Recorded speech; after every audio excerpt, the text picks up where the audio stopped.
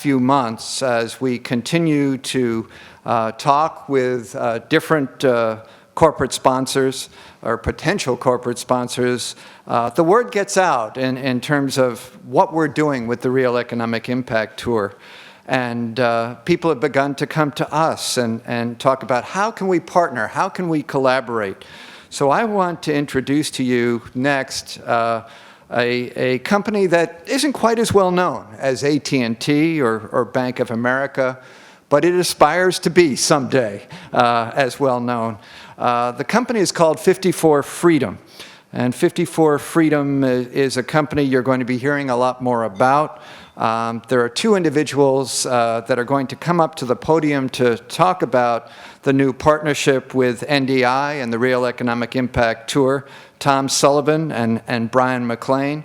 Tom is co-founder of 54 Freedom and executive director of the 54 Freedom Foundation. Brian is a partner and senior executive of 54 Freedom and also shares time with his work with me at the Burton Blatt Institute at Syracuse University. I'm going to ask Tom to come up first, but I also want to recognize Jim Griffin, co-founder of 54 Freedom, and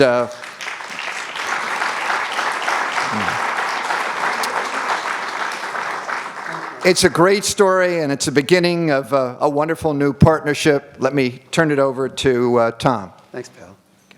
This is an amazing day. I brought someone for you to meet. This is Edison. Edison has been my working companion for 6 years. And I think maybe in many ways he sums up what we're all about. Rick, if I ever go back into sports, I want you as my coach. You talk about animated, enthusiastic. When I hear about the engagement that Jeanette feels toward what we're doing here, when I understand that Michael is probably the most passionate, I told our dinner last night that we're making Michael an honorary disabled person for all that he's doing. Yeah. So why the dog? Why is he part of this right now? It's because when I was a little boy, the ophthalmologist who first looked in my eyes turned to my father and he said, "Mr. and Mrs. Sullivan, your child is blind, institutionalize him." 21 years later, I was blessed to graduate #1 from a small college in Boston called Harvard. And I asked that, and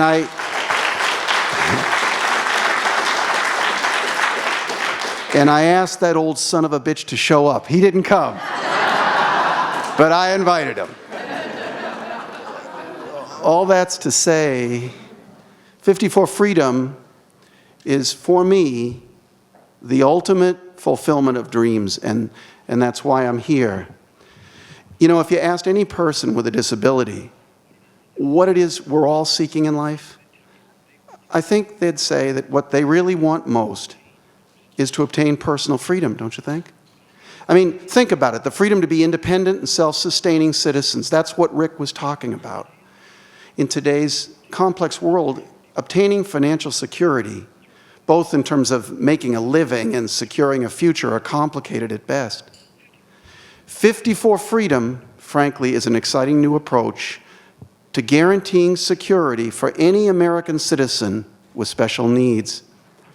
Up till now, and I've thought about this a lot, it was virtually impossible for a disabled person to obtain life insurance or health benefits, accident coverage, or any appropriate pension support in their retirement. Well, 54 Freedom is going to change all that.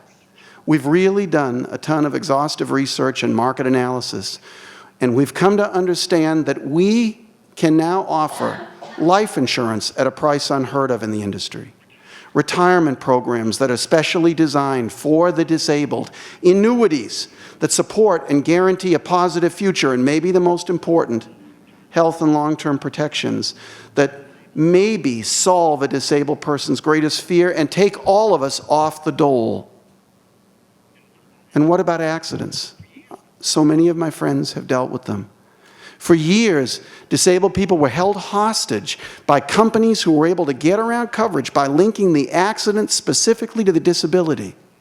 Now 54 Freedom makes it possible for people to protect themselves against those accidents that previously took away all of their important security.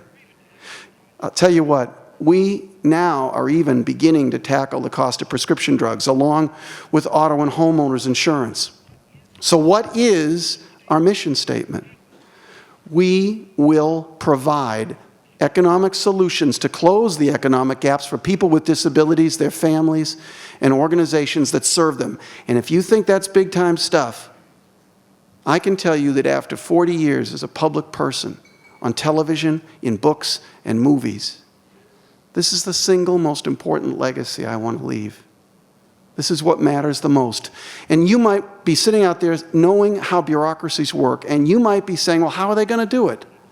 Well, first, we've created a program that Paula, you'd really relate to. That's our program of enrollers. We're going to provide new job opportunities for people with disability, serving people with disability. Our people will bring our new financial products directly to the disabled community.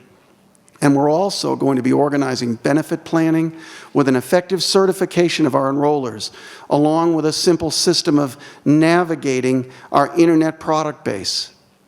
I'm also incredibly excited about our foundation.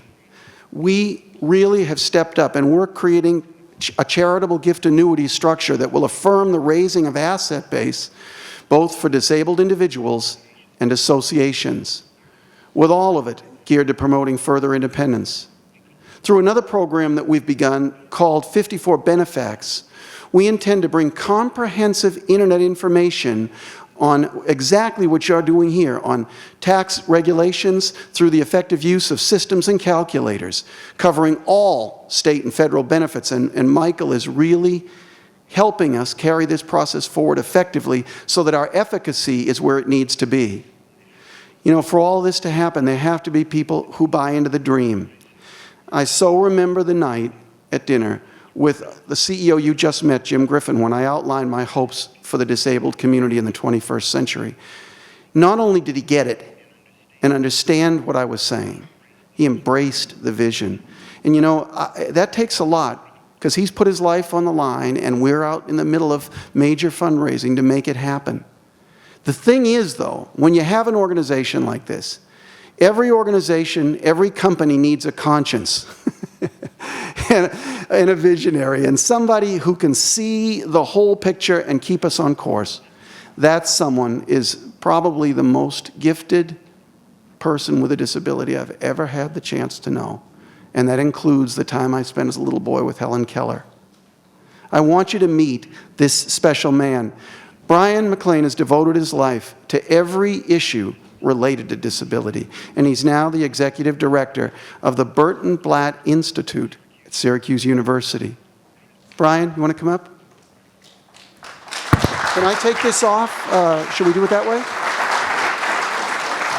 Should we take this off? Yeah,